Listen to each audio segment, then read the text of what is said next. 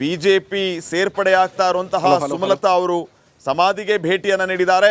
ಅವರ ಮುಂದಿನ ನಡೆ ಏನಾಗಿರುತ್ತೆ ಅನ್ನೋ ಎಲ್ಲ ಕುತೂಹಲಕ್ಕೆ ತೆರೆ ಎಳೆಯುವಂತಹ ಕೆಲಸ ಸುಮಲತಾ ಅವರಿಂದ ಆಗಿದೆ. ಅಧಿಕೃತವಾಗಿ ಇವತ್ತು ಅವರು ಬಿಜೆಪಿಯನ್ನು ಸೇರ್ಪಡೆ ಆಗ್ತಾ ಇದ್ದಾರೆ. ತದನಂತರ ಪ್ರಚಾರಕ್ಕೆ ಯಾವಾಗ ಬರ್ತಾರೆ, ಕುಮಾರಸ್ವಾಮಿ ಅವರ ಪರವಾಗಿ ಪ್ರಚಾರ ಮಾಡ್ತಾರಾ, ಈ ಎಲ್ಲ ಪ್ರಶ್ನೆಗಳಿಗೆ ಉತ್ತರ ಕೊಡಬೇಕಾಗಿದೆ.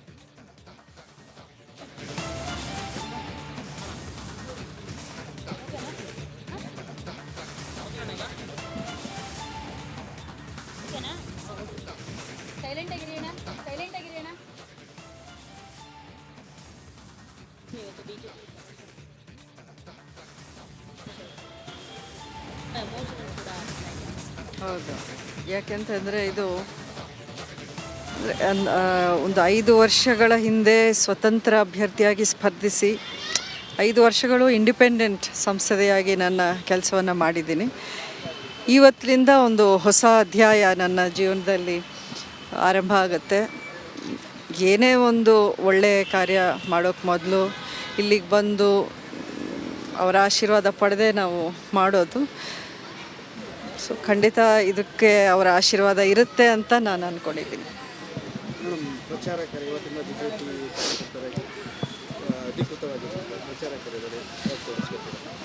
ಅಲ್ಲ, ಖಂಡಿತ ಇವತ್ತು ಮೊದಲನೇದಾಗಿ ಅಧಿಕೃತವಾಗಿ ಸೇರ್ಪಡೆ ಆಗೊಂದು ಫಾರ್ಮ್ಯಾಲಿಟೀಸ್ ಎಲ್ಲ ಇರುತ್ತೆ, ಅದನ್ನೆಲ್ಲ ಮುಗಿಸಿ ಅದಾದಮೇಲೆ ಎಲೆಕ್ಷನ್ನು ಡೇಟ್ಸು ಯಾವ್ಯಾವ ರೀತಿ ಎಲ್ಲೆಲ್ಲಿಗೆ ಅನ್ನೋದನ್ನು ಅವರು ಪ್ಲ್ಯಾನ್ ಮಾಡಿ ಕೂತ್ಕೊಂಡು ಚರ್ಚೆ ಮಾಡೋದು ಕಾರ್ಯಕ್ರಮ ಇದೆ. ನೋಡಿ, ಈಗ NDA ಹಾಗೂ BJP JDS NDA ಅಂದಮೇಲೆ ಮಂಡ್ಯ ಮಾತ್ರ ಅಲ್ಲ, ಅವರು ಎಲ್ಲೆಲ್ಲಿ ನನಗೆ ಹೋಗಬೇಕು ಅಂತ ಹೇಳ್ತಾರೆ ಅಲ್ಲೆಲ್ಲ ಹೋಗೋ ಒಂದು ಅವಶ್ಯಕತೆ ಇರುತ್ತೆ. ಅದು ನನ್ನ ಕರ್ತವ್ಯವೂ ಆಗಿರುತ್ತೆ. ಸೊ ಇದು ಬರೀ ಮಂಡ್ಯ ಅಂತ ಎಲೆಕ್ಷನ್ ಅಂತ ಅಂದ್ಕೊಳ್ಳೋಂಗಿಲ್ಲ. ಎಲ್ಲ ಕಡೆ 28 ಕ್ಷೇತ್ರ ಗೆಲ್ಲಬೇಕು ಅನ್ನೋವಂಥ ಗುರಿ ಇಟ್ಕೊಂಡು ಮಾಡ್ತಿರೋದ್ರಿಂದ ವೇರೆವರ್ ಎಲ್ಲಾದರೂ ಅವರು ಡಿಸೈಡ್ ಮಾಡಿದಾಗ ಅಲ್ಲೆಲ್ಲ ಹೋಗ್ತೀನಿ ನಾನು.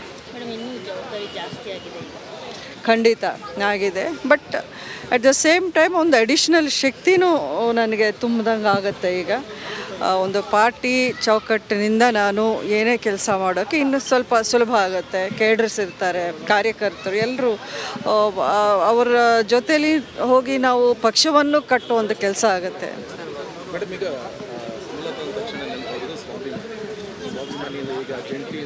ಒಂಟಿಯಿಂದ ಜಂಟಿ ಆಗ್ತಾ ಇದ್ರೆ, ಈಗ ಕುಮಾರಸ್ವಾಮಿ ಅವರು ಸಪೋರ್ಟ್ ಮಾಡಿದ್ರು, ನಿಮ್ಮ ಒಂದು ಸಪೋರ್ಟಿಂದ ಎಷ್ಟು ಮಟ್ಟಿಗೆ ಬಲಬದ್ಧ ಅಂತ ಆಗುತ್ತೆ?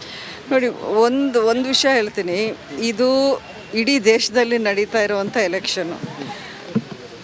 ನಮ್ಮ ಕರ್ನಾಟಕ ರಾಜ್ಯದಲ್ಲಿ 28 ಕ್ಷೇತ್ರಗಳಲ್ಲಿ ನಡೀತಾ ಇರುವಂಥ ಎಲೆಕ್ಷನ್. ಇದು ಬರೀ ಮಂಡ್ಯ, ನಾನು, JDS, ಕುಮಾರಸ್ವಾಮಿ ಅವರು ಅದಂತ ಅಲ್ಲ. ಇದನ್ನು ಬಿಟ್ಟು ನಾವು, ನನ್ನ ಉದ್ದೇಶ ಏನು ಅಂತಂದರೆ PM ಮೋದಿ ಅವರು ಮತ್ತೊಮ್ಮೆ ಪ್ರಧಾನಿ ಆಗಬೇಕು. NDA ಅತ್ಯಂತ ಒಂದು ಹೆಚ್ಚಿನ ಸೀಟುಗಳ ಒಂದು ಯಶಸ್ವಿಯನ್ನು ಅವರು ಪಡೆದು ಮತ್ತೆ ಸರ್ಕಾರ ರಚನೆ ಮಾಡಬೇಕು. ಇದಷ್ಟೇ ನಮ್ಮ ಮೈಂಡಲ್ಲಿರೋದು. ಬರೀ ಒಂದೇ ಕ್ಷೇತ್ರದ ಬಗ್ಗೆ ಅಂತ ಅಲ್ಲ, ಎಲ್ಲೆಲ್ಲಿ ನನ್ನ ಅವಶ್ಯಕತೆ ಇದೆಯೋ ಖಂಡಿತ ಅಲ್ಲೆಲ್ಲ ನಾನು ಪ್ರಚಾರ ಮಾಡ್ತೀನಿ. ಪಕ್ಷಕ್ಕೆ ಕೆಲಸ ಮಾಡುವಂಥ ಒಂದು ವಿಚಾರವನ್ನು ನಾನು ಮುಂದೆ ಇಟ್ಕೊಂಡು ಹೋಗ್ತೀನಿ.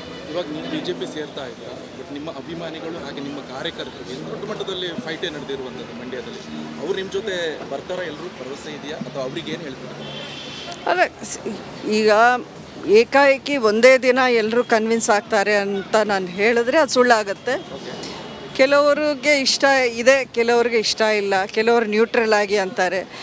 ಅದು ಬಿಗಿನಿಂಗಲ್ಲಿ ಹಾಗಿದ್ರೂ ಹಂತ ಹಂತವಾಗಿ ನಾನು ಅವ್ರನ್ನೆಲ್ಲರನ್ನೂ ಕನ್ವಿನ್ಸ್ ಮಾಡಿ ನನ್ನ ಜೊತೆಗೆ ಕರ್ಕೊಂಡು ಹೋಗುವಂಥ ಪ್ರಯತ್ನ ಅಂತೂ ನಾನು ಮಾಡ್ತೀನಿ.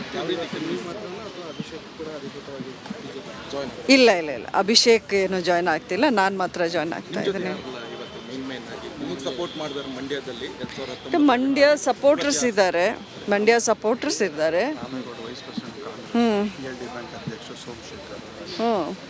ಅಂದರೆ ನಮ್ಮ ಬೆಂಬಲಿಗರ ಅವರ ಒಂದು ಈಗ ನೋಡಿದಿರಲ್ಲ ಎಲ್ಲ ಮಂಡ್ಯದಿಂದನೇ ಅವರೆಲ್ಲ ಬಂದಿರೋದು.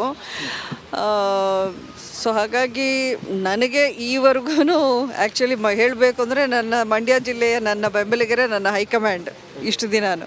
ಸೊ ಅವರೆಲ್ಲ ಬಂದಿದ್ದಾರೆ, ಎಲ್ಲ ಮುಖಂಡರು, ರಾಮೇಗೌಡರು, PLD ಬ್ಯಾಂಕ್ ಅಧ್ಯಕ್ಷ ಬೇಲೂರು ಸೋಮಶೇಖರು, ಶಶಿ, ನಮ್ಮ KM ದೊಡ್ಡಿ ಶಶಿ ಬಂದಿದ್ದಾರೆ, ಚೌಡೇಗೌಡರು ಬಂದಿದ್ದಾರೆ, ಮಳವಳ್ಳಿ. ಈ ರೀತಿ ನಮ್ಮ ಮೊದಲಿಂದಲೂ ಅಂಬರೀಷ್ ಅವ್ರ ಜೊತೆಯಲ್ಲಿ ಯಾರಿದ್ರು ಅವರೇ ಈಗ ನನ್ನ ಜೊತೆಯಲ್ಲೂ ಇದ್ದಾರೆ, ಮುಂದಕ್ಕೂ ಇರ್ತಾರೆ ಅಂತ ನಾನು ನಂಬಿದ್ದೀನಿ.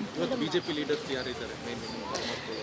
ನನಗೆ ನಿಜವಾಗ್ಲೂ ಗೊತ್ತಿಲ್ಲ, ಎಲ್ಲ ಲೀಡರ್ಸ್ ಇರ್ತಾರೆ ಅಂತ ಹೇಳಿದ್ದಾರೆ, ಅಲ್ಲಿ ಹೋದ್ಮೇಲೆ ಗೊತ್ತಾಗುತ್ತೆ.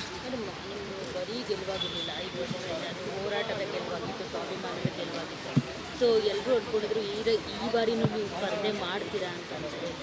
ಆದರೆ ಅದು ನೋಡಿ, ಅದು ನಾವು ರಿಯಲಿಸ್ಟಿಕ್ ಆಗಿರಬೇಕು. ಅದೇ ಆಗಿರೋದೇ 52 ವರ್ಷ ಆದಮೇಲೆ ಒಬ್ಬರು ಇಂಡಿಪೆಂಡೆಂಟ್ ಆಗಿ MP ಎಲೆಕ್ಷನಲ್ಲಿ ಗೆದ್ದಿದ್ದು. ಅದು ಪ್ರತಿ ಬಾರಿ ರಿಪೀಟ್ ಆಗುತ್ತೆ ಅಂದ್ಕೊಳ್ಳೋದು ತಪ್ಪಾಗುತ್ತೆ.